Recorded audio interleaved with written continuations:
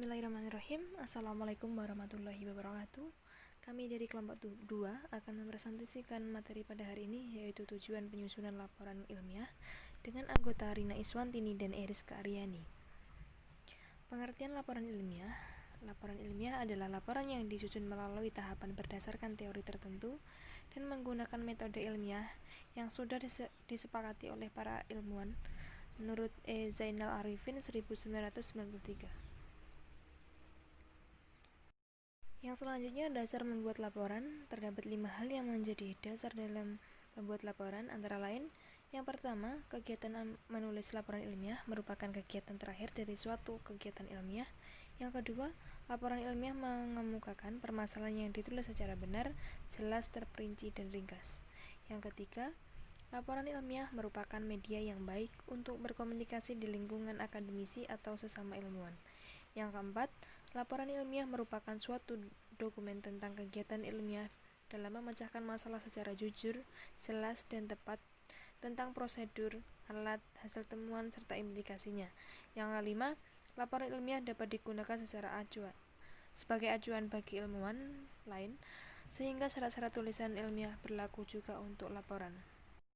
Selanjutnya, jenis-jenis laporan ilmiah. Yang pertama, laporan lengkap atau monograf, menjelaskan proses penelitian secara menyeluruh, teknik penyajian sesuai dengan aturan atau kesepakatan golongan profesi dalam bidang ilmu yang bersangkutan, menjelaskan hal-hal yang sebenarnya yang terjadi pada setiap tingkat analisis, menjelaskan kegagalan yang dialami di samping keberhasilan yang dicapai.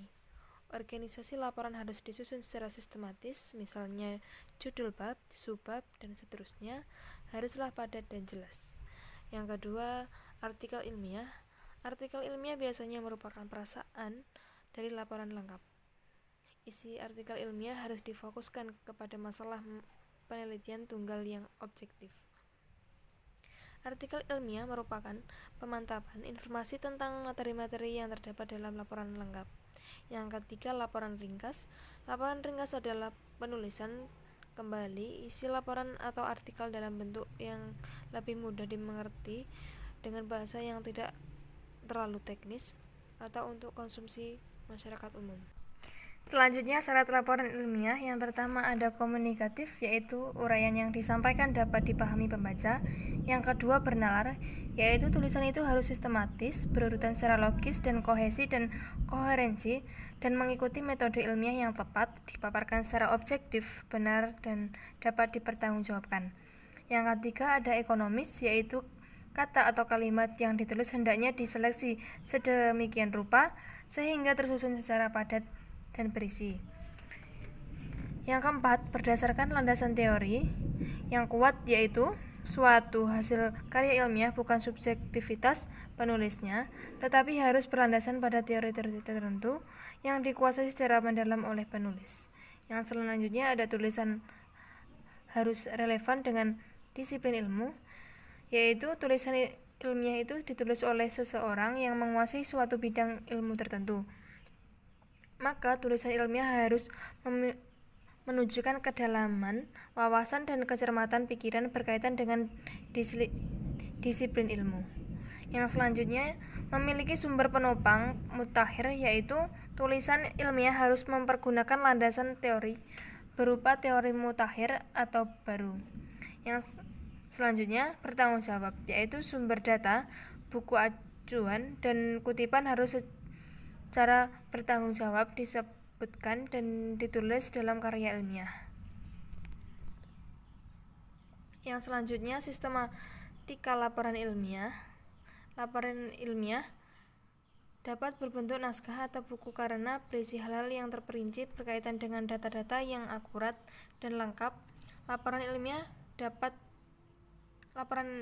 atau laporan formal terdiri atas: yang pertama, bagian pendahuluan, ada judul, kata pengantar, daftar isi. Yang kedua, bagian isi, pendahuluan, bahan dan metode, hasil kegiatan, dan pembahasan. Yang ketiga, ada bagian penutup, ada daftar pustaka dan lampiran. Yang selanjutnya, sistematika laporan ilmiah. Laporan ilmiah dapat berbentuk naskah atau buku karena berisi hal-hal yang terperinci berkaitan dengan data-data yang akurat dan lengkap.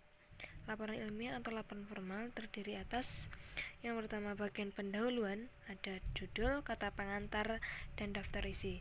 Yang kedua bagian isi, ada pendahuluan, bahan dan metode, hasil kegiatan dan pembahasan. Yang ketiga bagian penutup, ada daftar pustaka dan lampiran. Selanjutnya, ada beberapa karakteristik yang dimiliki oleh karya tulis ilmiah.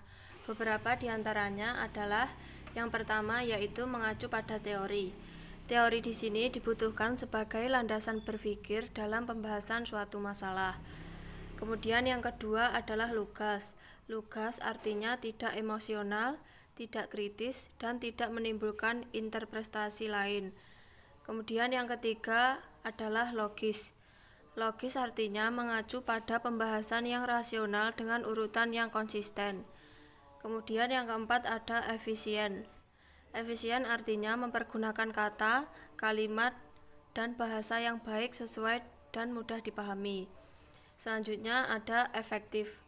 Efektif berarti tulisan-tulisan yang dibuat harus padat dan ringkas, tidak boleh bertele-tele atau memasukkan opini-opini yang tidak penting. Yang keenam adalah objektif. Artinya berdasarkan pada fakta, dalam hal ini kerangka karya tulis ilmiah bersifat konkret dan benar adanya. Kemudian yang terakhir ada sistematis. Artinya baik penulisan dan pembahasan harus sesuai dengan prosedur dan sistem yang berlaku. Kemudian adalah tujuan dari beberapa bentuk tulisan. Yang pertama adalah eksposisi. Eksposisi di sini hasil akhirnya adalah sebuah opini penulis, yaitu bertujuan untuk memberikan informasi, penjelasan, keterangan atau pemahaman. Yang kedua adalah argumentasi atau penalaran kritis, yang bertujuan untuk membuktikan pendapat atau pendirian penulis, meyakinkan pembaca agar menerima pendapat penulis yang berdasarkan pembuktian. Kemudian yang ketiga adalah narasi, yang bertujuan menceritakan baik berdasarkan observasi maupun kumpulan data. Kemudian yang terakhir adalah deskripsi atau penggambaran suatu keadaan yang sebenarnya. Ini bertujuan untuk menggambarkan bentuk objek pengolahan, sifatnya, rasanya atau coraknya dengan mengandalkan panca indera dalam proses penguraiannya. Selanjutnya adalah tujuan karya ilmiah.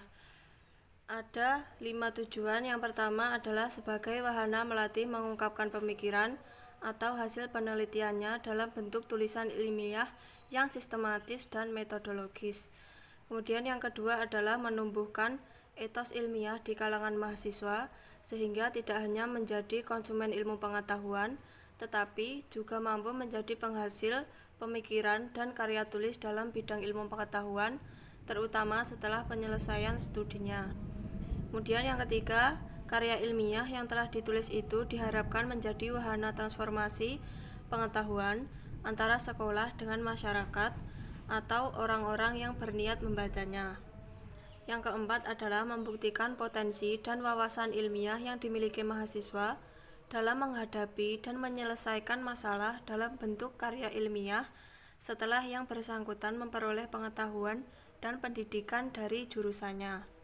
Kemudian tujuan yang terakhir adalah melatih keterampilan dasar untuk melakukan penelitian.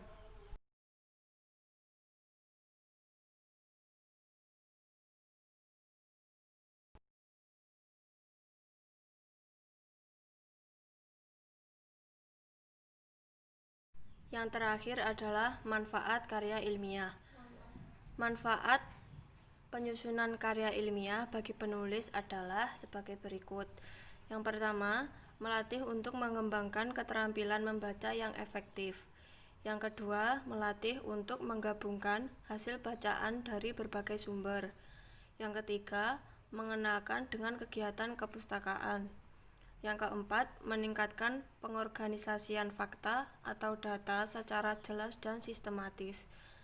Yang selanjutnya, memperoleh kepuasan intelektual, memperluas cakrawala ilmu pengetahuan, dan yang terakhir adalah sebagai bahan acuan atau penelitian pendahuluan untuk penelitian selanjutnya.